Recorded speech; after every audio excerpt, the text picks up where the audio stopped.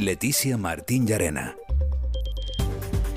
Hola, ¿qué tal? Saludos, buenos días. El Qatar Gate, la política migratoria europea y las modificaciones en el Código Penal, hoy en la entrevista.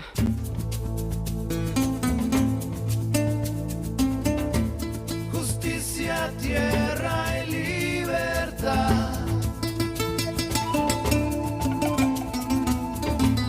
Justicia, tierra y libertad.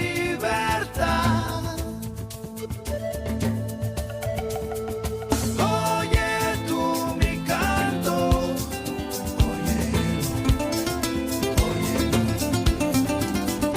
oye tú mi llanto,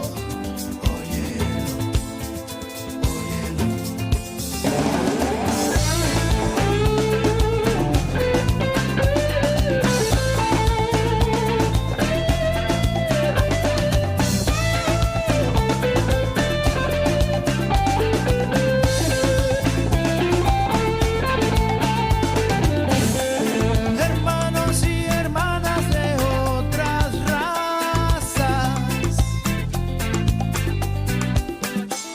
de otro color y un mismo corazón. La justicia, la tierra y la libertad, como canta Maná, son las aspiraciones de cualquiera. De esto vamos a hablar con nuestro invitado, catedrático de Derecho Constitucional, parlamentario europeo, ha sido ministro y líder de los socialistas canarios, entre otras muchas cosas. Juan Fernando López Aguilar, eurodiputado del Grupo Socialista en el Parlamento Europeo, bienvenido. Muchísimas gracias, encantado de estar con ustedes, lo agradezco mucho. El Qatar Gate está sacudiendo al Europarlamento. ¿Cómo lo está viviendo? ¿Qué novedades puede contarnos a esta hora? Estupor, consternación, ira. Y a partir de ahí una reacción que tiene que ser unitaria y lo está haciendo. El Parlamento Europeo ha sido contundente, fulminante. Desde que tuvimos noticia de la revelación, la Fiscalía belga hizo pública una investigación que duraba meses. Del estupor hemos pasado a la reacción contundente, fulminantemente destituida a la persona directamente implicada, la única persona del Parlamento Europeo hasta ahora involucrada. El resto son personas que tuvieron contacto con el Parlamento Europeo a través de un núcleo genésico de la trama, que ya se reconoce como tal, una organización para delinquir, que tiene su causa en una persona que estuvo una vez en el Parlamento Europeo, ya no está, pero que dirige una ONG italiana en la que ha utilizado la organización para captar no solamente fondos de origen ilícito, sino para enriquecerse directamente. Ha sido sorprendido con un maletín de dinero que revela el carácter extremadamente burdo de este complot corrupto. Pero quiero señalar que la primera obligación de quien está en el Parlamento Europeo, y yo lo estoy, es preservar la integridad, la credibilidad de la única institución directamente electiva de la arquitectura europea. Y por eso defiendo la honorabilidad y la honestidad del Parlamento Europeo como tal y de quienes trabajamos en él. Y la reacción absolutamente contundente y fulminante y de rechazo y de condena y disposición incondicionada a colaborar con la justicia que está desenvolviendo la investigación. Veremos cómo concluye y cómo delinea el perímetro de las responsabilidades penales, que son siempre individuales. Usted lo acaba de decir, ha dado esos calificativos duros, la verdad, realmente también lo que nos sorprende con la lejanía es que se está actuando de manera rápida, que parece que a veces esa institución va un poquito más lenta. No, el Parlamento Europeo, por el contrario, es un Parlamento muy ágil, un Parlamento con una capacidad de respuesta prácticamente inmediata. Fíjese que pocos días después de la revelación periodística, causada lógicamente por la publicidad de la actuación de la Fiscalía y la Justicia Penal belga, el Parlamento Europeo lo lleva a pleno, vota una resolución, pone en marcha una comisión de investigación y adopta todas las medidas necesarias para reforzar la respuesta europea contra la corrupción. Déjeme decirle que el Parlamento Europeo fue el primero en legislar la protección penal, procesal y también económica de los denunciantes de la corrupción, los que se denominan en la jerga europea whistleblowers, es decir, las personas que, habiendo tenido conocimiento de alguna actividad ilícita por su participación en actividades empresariales, institucionales o políticas, lo ponen en conocimiento de la policía o de la justicia. Debe ser protegida. Y déjeme decirle que no es impensable que el origen de esta investigación sea efectivamente un denunciante desde dentro del Parlamento Europeo, que se da cuenta de que algo está pasando y lo denuncia, y pone en marcha la investigación de la Fiscalía. Pero a partir de ahí, el Parlamento Europeo es legislador penal, y tenemos una legislación contundente contra toda forma de corrupción, contra el cohecho, contra la apropiación indebida, contra el fraude y, por supuesto, contra cualquier atentado a los intereses financieros de la Unión. Y hemos puesto en marcha una Fiscalía Europea, que algunos nos hemos enterado, da la impresión, últimamente, pero lleva funcionando ya 3 años. Lo hicimos desde el Parlamento Europeo, una Fiscalía Europea que recaba para sí la investigación que pueda estar conduciendo cualquier juez de instrucción o cualquier fiscal de todos los Estados miembros de la Unión Europea que afecte a los intereses financieros de la Unión, directa o indirectamente, que pueda tener algún impacto sobre la gestión de los presupuestos o de los fondos comunitarios. Creo que algún caso notorio hemos tenido en Canarias últimamente que ha sido recabado por la Fiscalía Europea. Pero sí hay que reforzar la transparencia, el rigor penal, lo haremos. Hay una comisión de investigación y de las conclusiones de la comisión de investigación siempre se deducen lecciones para mejorar y reforzar la legislación penal europea contra la corrupción. Primero escuchábamos el nombre de Qatar, que justo encima está de actualidad con lo del Mundial, pero luego ha venido el nombre de Marruecos. ¿Podemos imaginar que esto también puede tener algún tipo de consecuencias? ¿Podemos estar tranquilos? Precisamente porque soy jurista, me impongo siempre la regla de la contención y de la prudencia antes de dar por buenas las conjeturas que leo en la prensa. Porque ni Qatar ha reconocido su implicación directa en esa trama, ni tampoco Marruecos, ¿verdad? Sí, parece que hay indicios que apuntan en esa dirección, pero no los quiero avalar con mis declaraciones. Lo que sí quiero decir es que tenemos la obligación de tener una legislación en todos los Estados miembros de la Unión Europea y, por supuesto, encuadrado por la legislación penal de la Unión Europea, muy contundente contra toda forma de corrupción. Y lo que sí puedo comentar es que la decisión de que el Mundial que se está celebrando y que por cierto levanta pasiones, como antes divertidamente estaban parodiando tanto Miguel Ángel Laguani como su colaborador con esa excelente imitación del entusiasmo argentino, esa decisión la tomó la FIFA en 2010, hace la friolera de 12 años. Por tanto, no es ninguna sorpresa. Y ahora, cuando por fin se está celebrando en loor de multitudes, con gran entusiasmo general y seguimiento a través de los medios de comunicación, ahora se produce una cascada de críticas a Qatar. No respeta los derechos laborales, no respeta a las mujeres, discrimina a los homosexuales. Ya lo sabíamos, pero quiero decir que hay muchos países en el mundo que discriminan. Hay muchos países en el mundo que sufren regímenes de opresión. ¿O es que tenemos que comparar con Irán, con la propia China, donde la discriminación y la opresión es constante, o Rusia, ¿qué le voy a decir?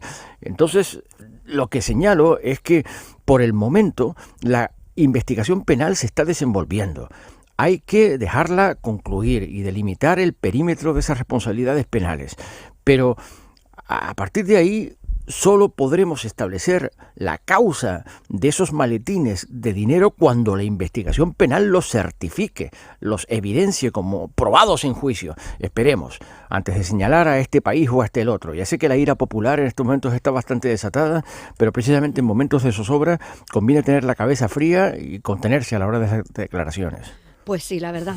Vamos con un asunto que siempre tenemos sobre la mesa, la política migratoria, que ha podido cambiar en los últimos meses para que la presión haya descendido en Canarias. Son muchos los trabajos. El gobierno de España se está empleando, es notorio. Y creo que está echando mucha carne en ese asador, está recuperando las relaciones de cooperación con los países de emisión y de tránsito. Y sin duda ninguna, Marruecos, reconozcámoslo, es un país estratégico, no solamente para España, sino para la Unión Europea. Así se califica la asociación formal de la Unión Europea con Marruecos. Hay que recordar que España ostenta la única frontera terrestre con el continente africano, y está en Marruecos, en Ceuta y Melilla, de toda la Unión Europea. Por tanto, es una situación absolutamente singular y a Canarias nos importa muchísimo también. Dicho esto, en el Parlamento Europeo estamos legislando un nuevo pacto de migración y asilo. Soy el ponente del reglamento de crisis, que es la gran oportunidad que tiene la legislación europea de establecer de una vez un marco vinculante de solidaridad obligatoria y realojamientos, programas de realojamiento, que es lo que en España llamamos derivación. Es decir, que no permitamos nunca que se embolsen indefinidamente personas rescatadas en la mar en el punto en el que los desembarcaron, porque ese no era su destino. Quienes huyen de la absoluta falta de oportunidades en el continente africano a través del desierto del Sáhara, arriesgan la vida, dispuestos a perderla y la de los seres queridos, y después se embarcan a través de mafias que trafican con personas en una verdadera ordalía, en una verdadera pesadilla de violación masiva de sus derechos y de su dignidad para intentar una oportunidad en la tierra prometida, no quieren quedarse en Canarias, pero tampoco en Ceuta y Melilla, pero tampoco en Almería, pero tampoco en Lampedusa, pero tampoco en Lesbos, ni en Samos, ni en Quíos, ni en Kos. Lo que quieren es llegar a la Unión Europea y por tanto el problema es europeo y la respuesta tiene que ser europea. Estamos trabajando ahora duramente y créame que hemos establecido una hoja de ruta en el Parlamento Europeo para garantizar que ese nuevo pacto que establece solidaridad compartida y vinculante y responsabilidad compartida en la gestión de las fronteras exteriores se apruebe en esta legislatura. ¿Y sabe cuándo puede pasar? En presidencia española. Porque es la recta final de esta legislatura del Parlamento Europeo, segundo semestre del 23. Es cierto que la legislatura llega hasta junio del 24, pero esa última legislatura, esa última presidencia rotatoria, que será la belga, ya es normalmente rebato electoral, ya es zafarrancho electoral, ya vamos a elecciones y por tanto ya los partidos están preparando sus listas y ya se está pensando prácticamente en el mandato siguiente. Por tanto, creo que el último tramo útil para aprobar un pacto migratorio que garantice esa solidaridad por la que tanto hemos peleado en Canarias, tanto está peleando el gobierno de Canarias y tanto estamos peleando los socialistas en el Parlamento Europeo, será con presidencia española y ojalá lo consigamos. Y eso pasaría por un flujo regularizado de personas, unos cupos para determinados países. Hay que actuar en origen y en tránsito. Hay que incrementar y potenciar las vías legales de acceso a la Unión Europea. Porque hay que recordar que el 95% de los que obtienen estatuto de asilo o refugio en un Estado miembro de la Unión Europea llegaron irregularmente. Dicho de otro modo, tuvieron que solicitarlo una vez que fueron irregulares en Europa. ¿Por qué llegaron irregularmente a través de mafias, pagando unos precios prohibitivos? ¿Por qué se endeudaron? ¿Por qué una persona puede pagar 7.000 euros a un traficante para que le lleve, arriesgando la vida, en un barco a Europa a través del Atlántico, del Mediterráneo, rutas mortíferas, si pudiera haberlo hecho por 150 euros cogiendo un avión en Túnez, cogiendo un avión en Rabat, cogiendo un avión en Casablanca? ¿Por qué? Pues porque no tenía ninguna oportunidad de hacerlo de otra manera. Por tanto, hay que incrementar las vías las vías regulares y las vías seguras, y lo estamos exigiendo desde el Parlamento Europeo. Queremos visado humanitario, que se puedan solicitar visados humanitarios en los consulados y apertura de vías legales de inmigración para los que quieren mejorar sus oportunidades de vida. No huyen de la persecución, pero tienen derecho a aspirar a vivir una vida mejor. Y por tanto tiene que haber directiva de permiso único, directiva de permiso de residencia, con condiciones uniformes en el Parlamento Europeo, directiva de trabajadores temporales y cualificados, la llamada tarjeta azul, que es para inmigrantes de especial cualificación económica que pueden aportar al reverdecimiento del crecimiento económico europeo y también demográfico. Ese es un trabajo que hay que hacer. Pero luego, además, aquellas personas que son rescatadas en la mar, porque se vieron compelidas a intentar llegar irregularmente a la Unión Europea, sin duda, esas personas tienen que ser gestionadas solidariamente y con respeto a su dignidad como seres humanos y a sus derechos fundamentales, que los tienen, y la Carta de Derechos Fundamentales de la Unión Europea los protege. Y eso solo puede obrarse a través de programas de realojamiento vinculantes, obligatorios, para todos los Estados miembros. Claro que tiene que haber cupos y establecemos criterios: PIB, población, tasa de paro y tasa de reconocimiento de asilados y refugiados en los últimos 2 años. En modo que con esos criterios parametrados, cada uno de ellos con una valoración porcentual, establezca un cupo de realojamiento que será obligatorio y será establecido por la Comisión una vez que el Estado que se vea desbordado en su frontera exterior por una arribada masiva y sorprendente o muy apremiada en el tiempo de inmigrantes irregulares solicite la declaración de su frontera en estado de crisis. La Comisión declara el estado de crisis a petición del Estado miembro y establece un programa de realojamientos vinculantes. Ese es el esquema que propongo como ponente del reglamento de crisis que está en estos momentos en tramitación en el Parlamento Europeo y que puede aprobarse en presidencia española. A finales del año próximo, entonces, estamos Ojalá, hablando. ojalá. Y el compromiso está establecido. Somos muchos los que estamos trabajando en esto, somos muchas las reuniones de negociación ya consumidas, son muchas las conversaciones y varias veces hemos reiterado el compromiso de sacarlo adelante y sacarlo adelante en esta legislatura en Presidencia Española. En España estamos también ahora atravesando una fuerte polémica en torno a los cambios en el Código Penal. La sedición y la malversación son los nombres propios. Salvada la primera con más o menos ruido, la segunda sí parece que está teniendo problemas el gobierno. ¿Usted entiende todo lo que está sucediendo? Lo deploro. Porque soy jurista y tengo experiencia política, por supuesto tengo una explicación para cada una de las secuencias de esta película a la que estamos asistiendo, pero la deploro enteramente.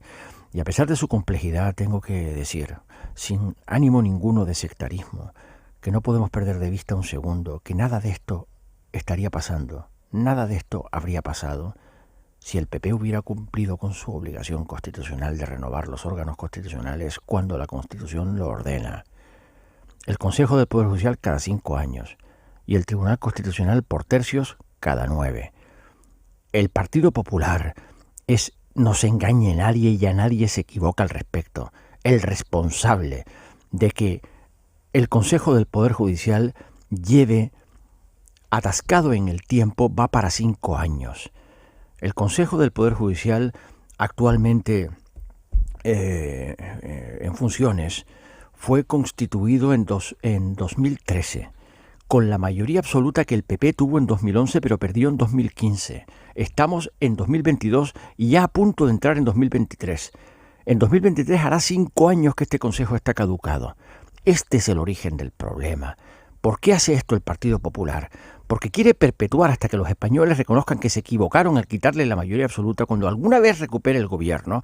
Quiere prolongar la misma mayoría absoluta que tuvo entonces en el Consejo del Poder Judicial, eminentemente escorado a la derecha, eminentemente cómplice de las tácticas y de las escaramuzas del Partido Popular, con un deterioro institucional que se incrementa en el transcurso del tiempo, porque el daño ya es sistémico, el daño ya no es solo del Consejo del Poder Judicial y su pérdida de credibilidad, repercute sobre toda la Administración de Justicia y lo que es peor, sobre el derecho de acceso a la justicia de la ciudadanía, porque en la medida en que los tribunales de justicia no pueden renovar sus presidencias, no pueden producirse la cobertura de las vacantes en el Tribunal Supremo, cada vez la justicia es más lenta, está más entorpecida por las tácticas y las escaramuzas del Partido Popular. Su responsabilidad, por tanto, es insoslayable, hay que denunciarla. Nada de esto estaría pasando si el Partido Popular hubiera renovado el Consejo del Poder Judicial, si no hubiera dado órdenes a sus vocales del Consejo de no permitir la renovación del Tribunal Constitucional, que también está atascado desde hace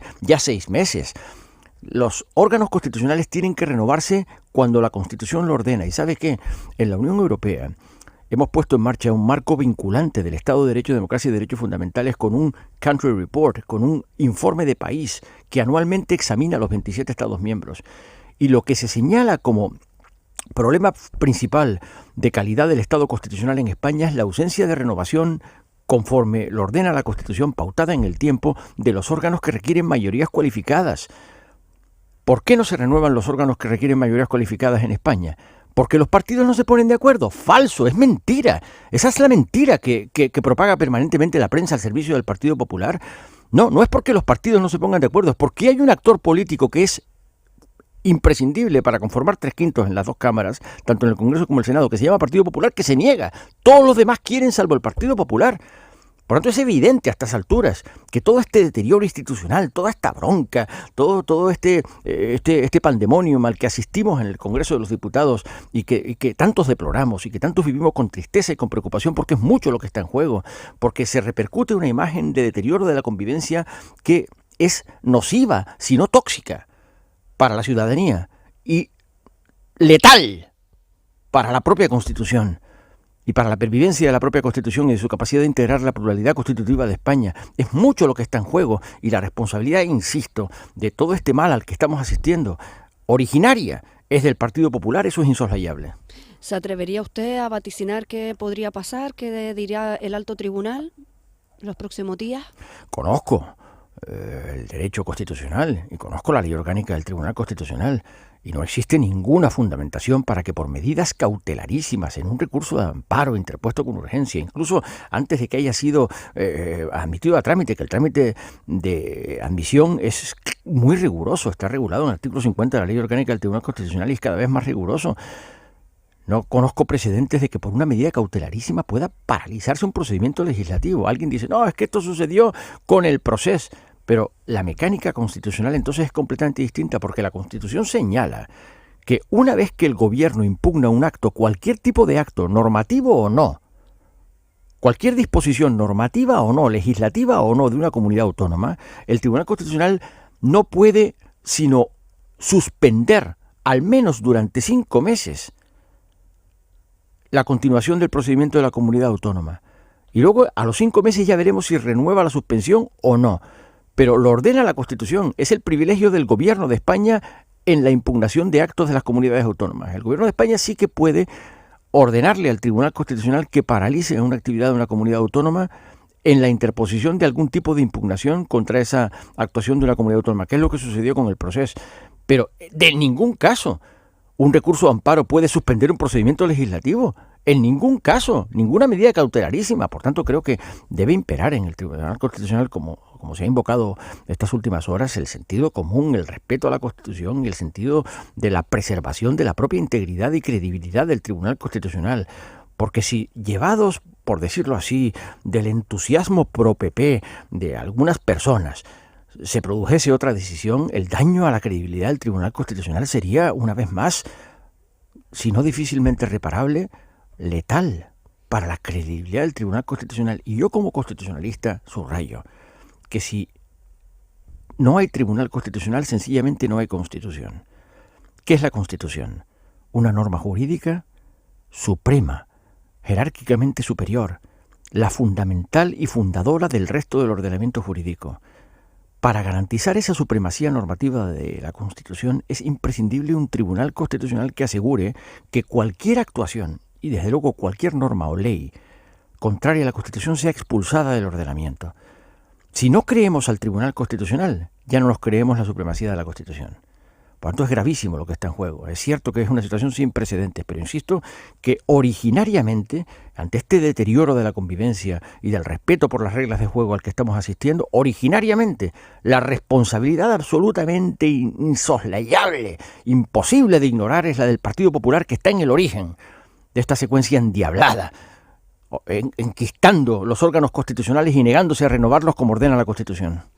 Además, nos esperan semanas y meses difíciles porque entra un año electoral. Imagino que la cosa se puede complicar aún más.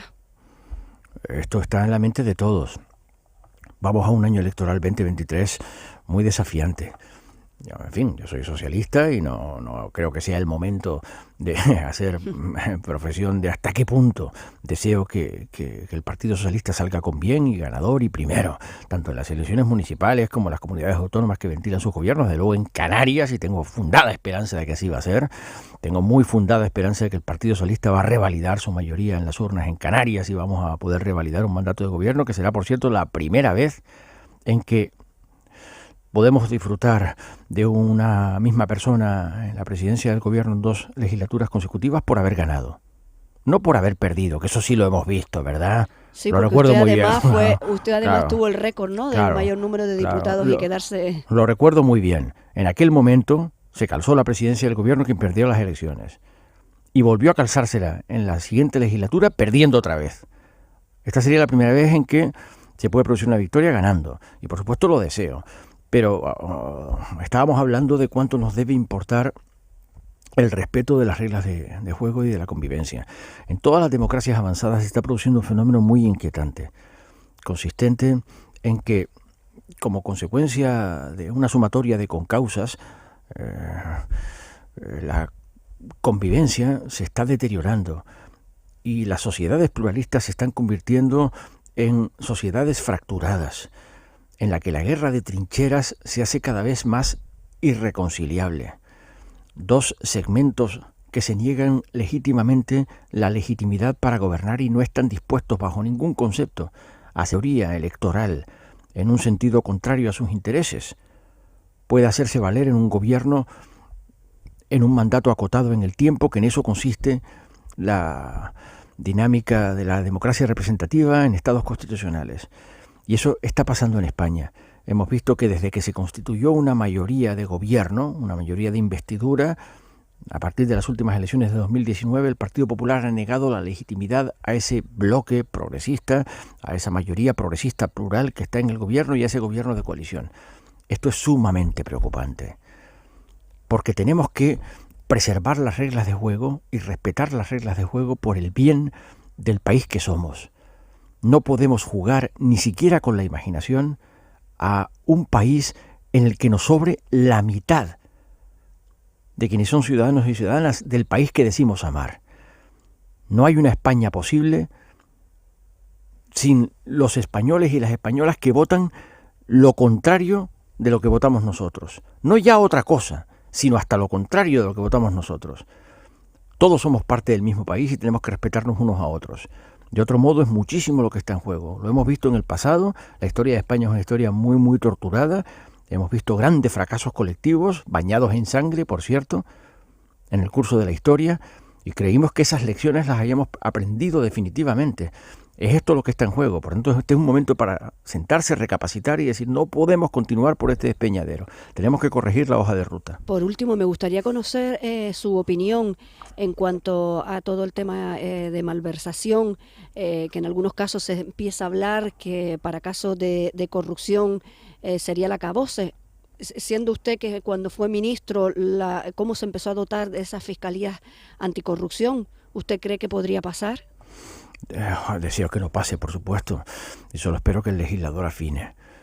Es cierto que todas las legislaturas contemplan reformas o retoques parciales del Código Penal, porque la política legislativa y en particular lo que se denomina la política criminal, es decir, la política de persecución de los delitos, debe afinarse, actualizarse, porque a menudo la jurisprudencia señala problemas de proporcionalidad de las penas, que es lo que está en el origen de este debate, pero el legislador debe afinar y desde luego no debe aflojar un punto en la lucha contra la corrupción, porque la corrupción ha hecho mucho daño al prestigio de las instituciones y particularmente a la credibilidad del sistema de justicia. Es un hecho que hubo un momento álgido con la gran recesión y el enorme cabreo que generó la exasperación de las desigualdades. Muchísima gente sufrió las injusticias de la terapia sádica que se aplicó durante la gran recesión, la llamada austeridad recesiva, que dañó muchísimo a los vulnerables, y en aquel momento se produjo una especie de ola flamígera anticorrupción. Da la impresión de que ha remansado un poco, de que la corrupción no es en estos momentos una prioridad tan vital cuando se hacen encuestas de opinión, y sin embargo es un intangible que debemos mirar con muchísimo cuidado, porque si la corrupción no tiene una respuesta penal lo bastante contundente, las consecuencias negativas serán de difícil reparación y pueden llegar con el tiempo. Espero que no suceda, espero que el legislador afine muy bien, mantenga muy bien la definición del tipo. No se están desarmando las herramientas contra la corrupción, se están redefiniendo las penalidades, en algún caso la definición, pero espero que el legislador afine bien y espero que por el bien de todos todo esto contribuya a un remanso de este crescendo de crispación al que estamos asistiendo, e insisto, preservemos la convivencia y la voluntad de continuar siendo un país plural donde todos quepamos, donde todos estemos dentro, incluida Cataluña, con todas las catalanas y catalanes dentro. Juan Fernando López Aguilar, eurodiputado del Grupo Socialista en el Parlamento Europeo, muchísimas gracias por estar de manera presencial aquí en nuestros estudios. Muchas gracias por venir. Lo agradezco yo mucho, ha sido un placer. Hasta cuando quieran. Y feliz Navidad. Felicidades.